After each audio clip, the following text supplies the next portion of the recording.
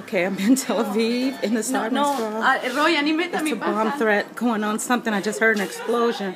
Something's wrong. I don't know. I'm like really scared. I'm like in this store, just in the corner.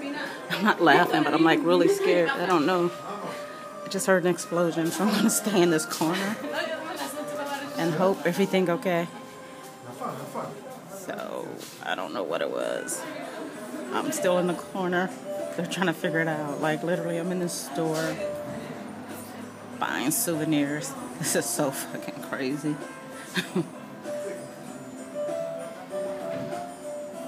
Like I heard an explosion. It's a bomb?